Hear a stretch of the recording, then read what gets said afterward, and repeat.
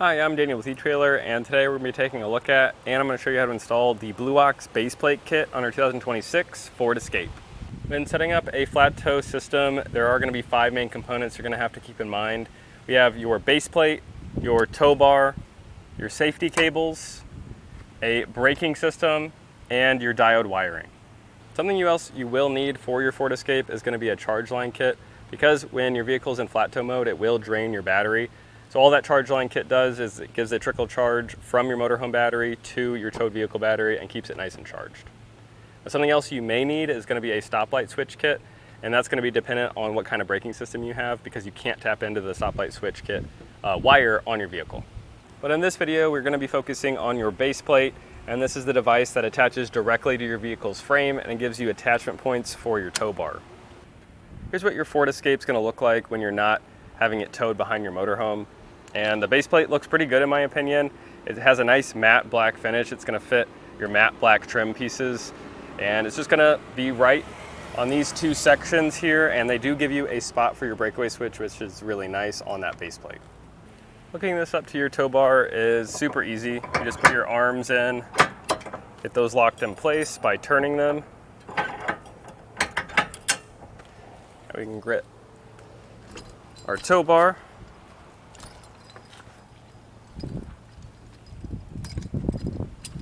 And we are pairing this with a Blue Ox. Slide those over, get those pins back in place. I'll do that on the other side here.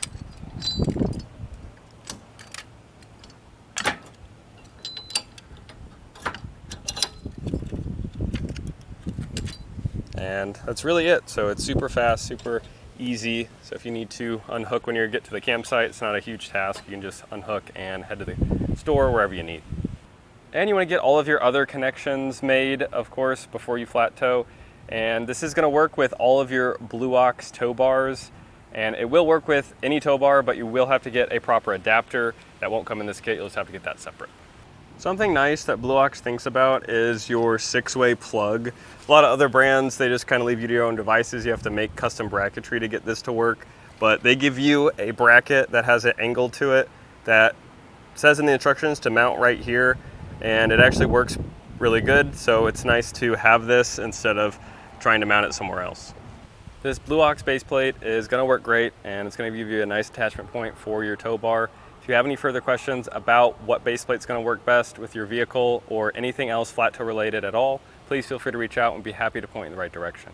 As far as getting this base plate installed, it is fairly in depth. You are having to remove your front fascia, and you are having to drill some holes in your frame. So if that's not something you're wanting to get into, or you don't have the time or tools, you can check out our installer locator, and we can find an installer local to you to get everything installed. But if you want to do it yourself, follow along, and in this video, I'll walk you through how to get this base plate installed. Starting off, I got our hood open. I'm going to use a 10mm socket. I'm going to remove 4 fasteners up on top here.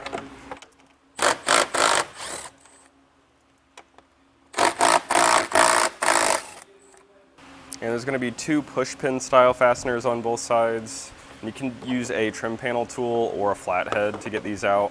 It's going to be a groove on one side. Put it in there, give it a twist to get that center section up. Then we can get the base and get that taken out.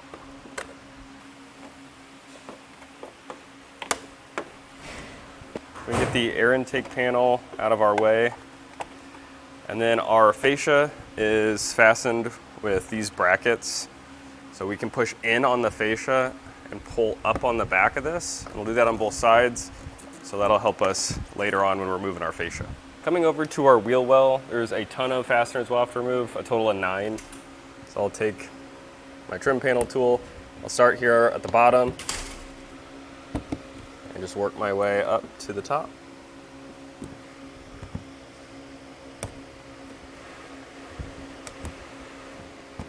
And if that center section falls out, it's no big deal. You can put those back in, just like that.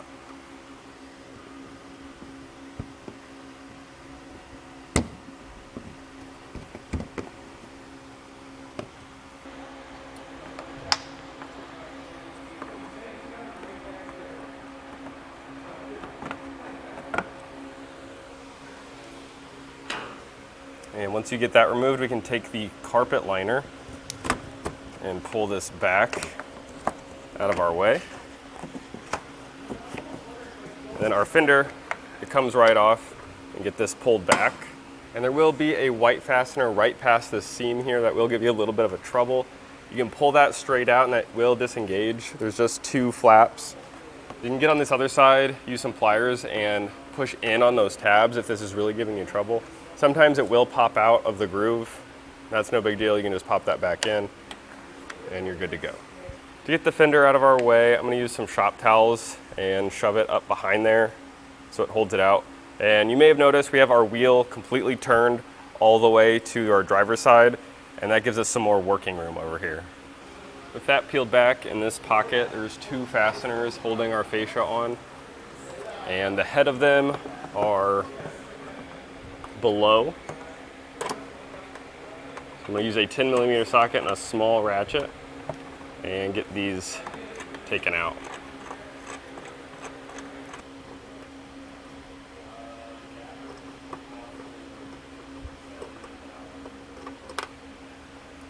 The other fastener is a bit harder to get to. It's a lot higher up. It's going right about here. So I'll get this one taken out.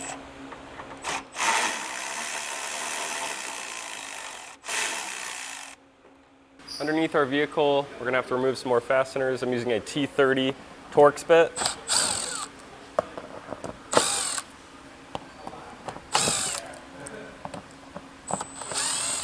There's 2 rows. This first one, there's 6.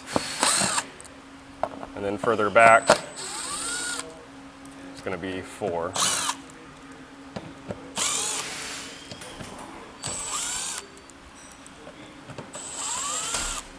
And a little bit closer to the front, there's gonna be more fasteners. I'm gonna use a 7mm to take these off.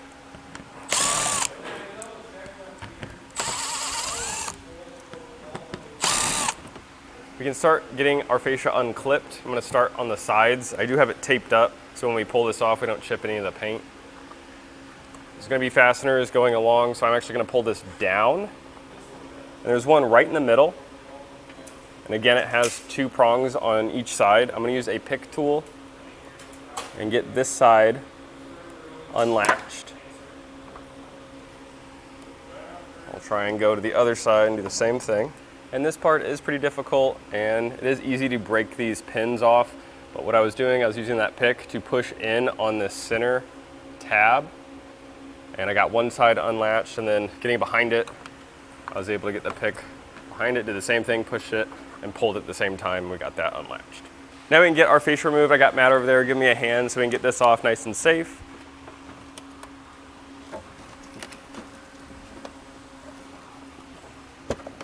I got that other side unclipped, so now we can get this pulled off.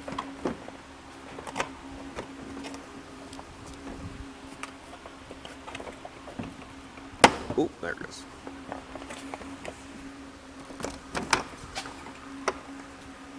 And there is going to be a plug on our passenger side. So to get this unplugged, we're going to pull back on this gray handle.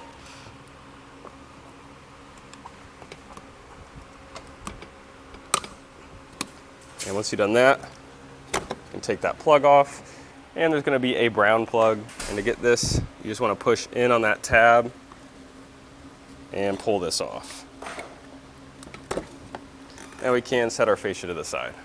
We're going to be removing the 4 bolts securing our adaptive cruise control, but make sure not to unplug this. I'm going to use an 8mm socket. Need 2 on top. 2 on the bottom.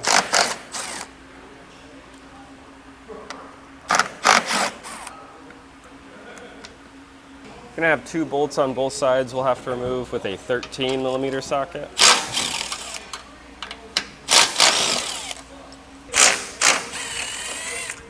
On our driver's side, there's gonna be a black box that's in our way. I'm gonna use a 10mm socket.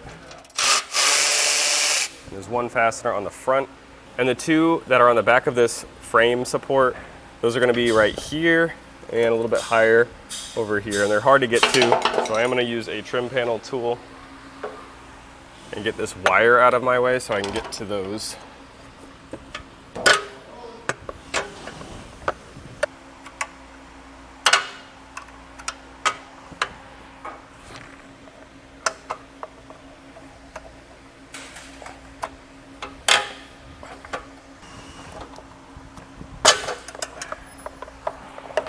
And you really only have to remove the bottom one. It's on that threaded stud that our nut's on. So I used up underneath here. This is the best angle. I'm able to pry that off.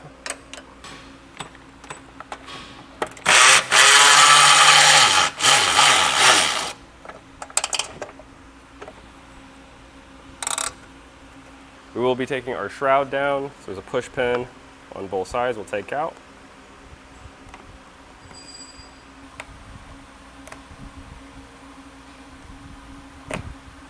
There's a series of clips. I'll take a flathead and push up on this tab and pull it straight back. Just work my way. We'll do the same thing on the bottom.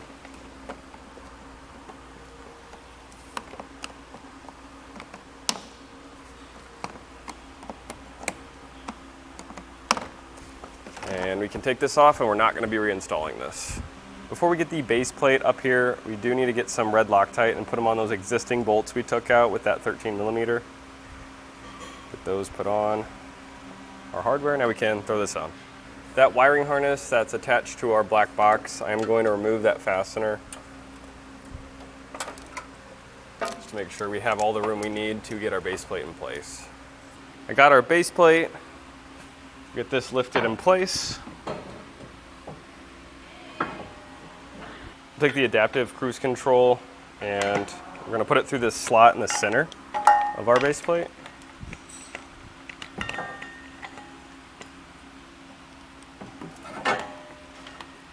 Push it back. With that pushed all the way back, we can take our hardware and get that in place.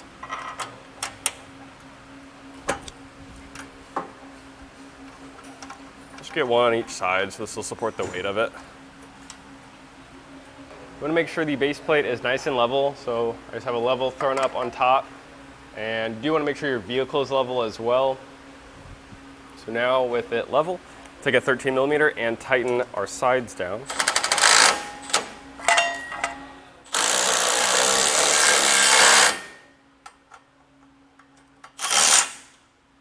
This welded on plate in the middle of our base plate has some holes in the top. We're going to drill through our bumper of our vehicle with a 1/2-inch drill bit. I'm going to use that to mark the center and then come back with a smaller drill bit just to get a pilot hole started.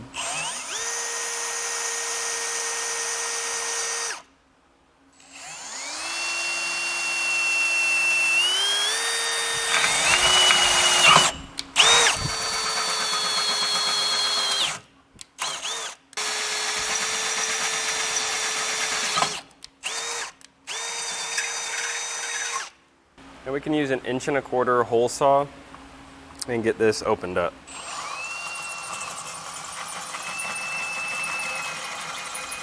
Got both of our holes drilled out, and I did use some spray paint to cover up that bare metal so that doesn't rust in the future.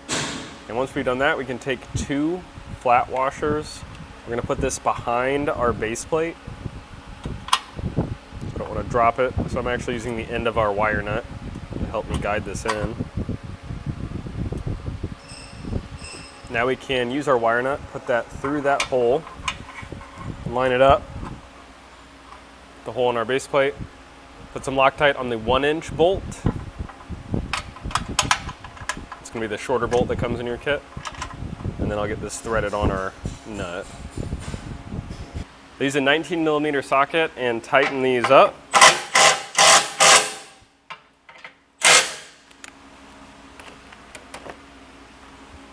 And I'll torque these down to the specs in the instructions. And if you don't have a torque wrench at home, you can usually rent one from a local auto parts store.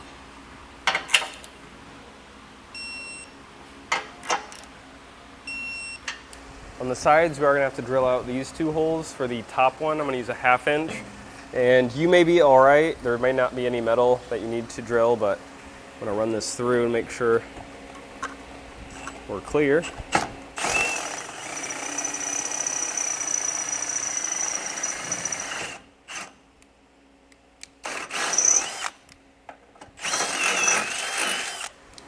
And for the bottom hole, we're gonna be using a 3/8 drill bit.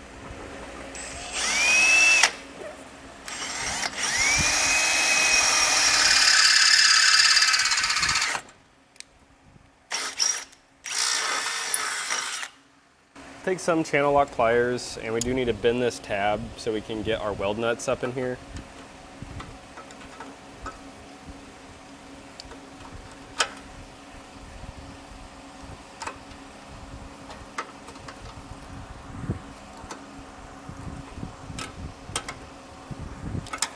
And then this weld nut has 2 on there, and it's welded onto a bar. One's gonna be larger, one's gonna be smaller. Feed this up. I'll take our larger bolt, make sure to put Loctite on there with a split washer. I'll line this up with that top hole and get this threaded in.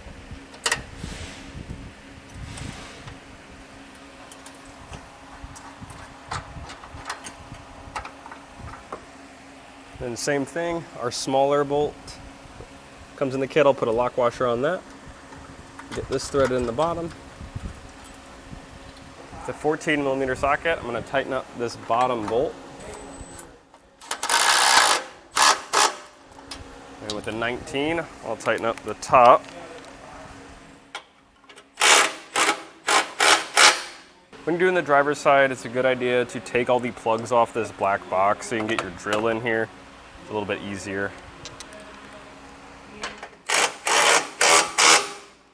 Now we can torque everything down. Using a 19 to torque that bigger bolt down. And I'm gonna use that 14 for that smaller one. And then don't forget to torque these 2 bolts down here. There is a chart in your instructions that will let you know what those torque values are. You can take the weld nut wire and break this off. Usually if you work it back and forth, you can snap it off. If it's not coming, you can always cut it off with some shears. We can get our safety cable wrapped around the frame. I'm gonna use our quick link, and there's a hole in our base plate. Get that dropped through. I'll route this around.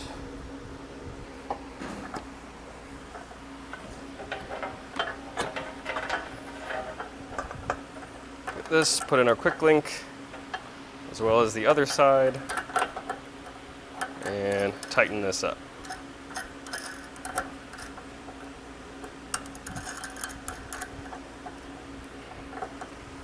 You want to make sure you get these screws back in your sensor. It is a bit difficult, but I just used a ratchet and slowly got those in. And once your safety cables are attached, everything's torqued down, the base plate is installed, and you can put your fascia back on. But if you're doing the rest of your flat tow system, it's a lot easier to run everything with your fascia off, like your breakaway switch. So I'll show you real quick. They do give you a mounting spot. You can put this on either side, depending on where you want it. But I'm actually just gonna put a 90-degree bend in our breakaway switch.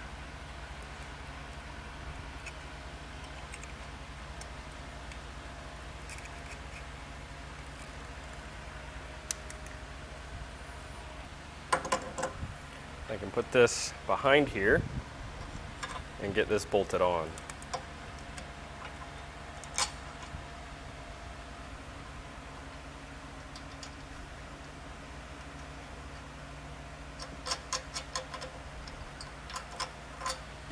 Before we get our fascia put back on, we do need to do some trimming. We're just going to trim out this part of the fascia so our base plate can fit. So I have an oscillating tool. I'm going to cut this out.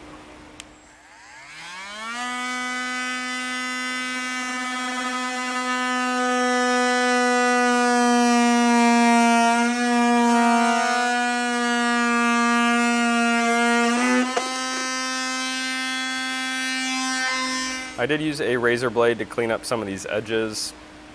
Your kit also comes with a bracket for your 6-way plug, and I just got 2 bolts going through our fascia. I drilled a couple holes and got some washers on both sides and secured that with our nylock nut. And once you got that, we can put our plug in place and get the hole in the back marked. This is where our wiring is going to go through. So I just drilled it big enough so our loom could fit. Now with all that done, we can put our fascia back in place. Don't forget to plug those plugs back in on your passenger side.